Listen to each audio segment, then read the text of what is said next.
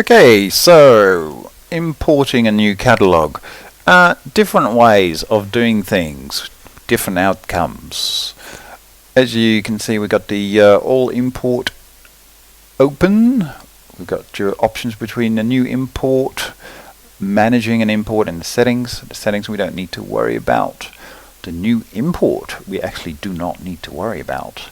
It's just the managing imports we need to worry about, since we already have an import that's there already.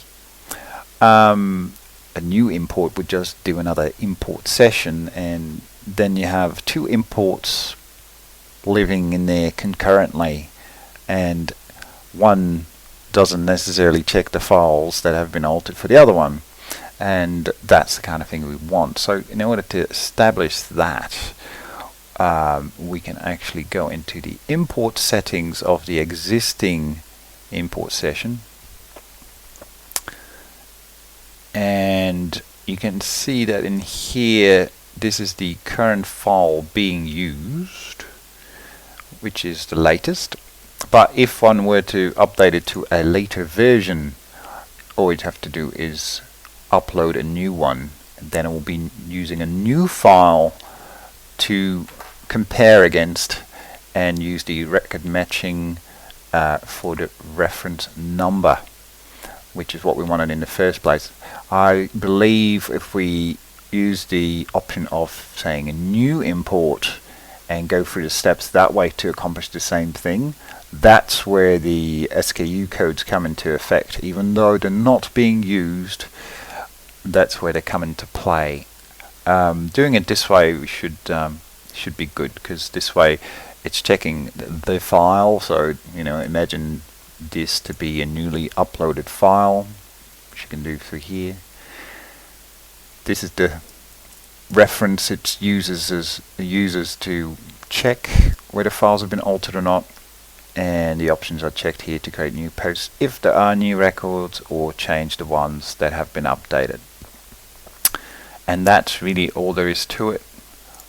At that stage you would save your import configuration and run the import button. You run it again, and it would do this very import session, but with the latest file. And as you can see, last time I've done exactly that. It's created 48 new products, and 721 have been updated. So that all seems to work fine. And just to double check that after you import, because if you were to do a new import, you'd get two sessions, therefore you get two sets of products, so twice the amount of products, and that's not what we're after. So but it's always good to check the products anyway, and just check that there are in fact the amount of products you're expecting there. It's also good to just double check the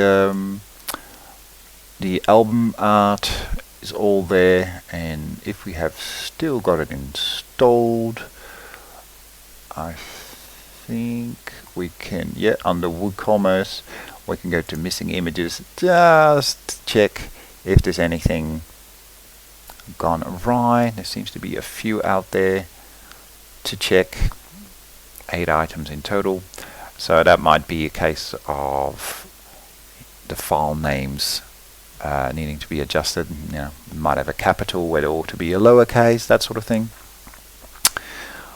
But anyway, that's a good way to check. Is a separate little plugin that will just check those files. It just makes life a bit easier instead of trawling through nearly 2,000 items.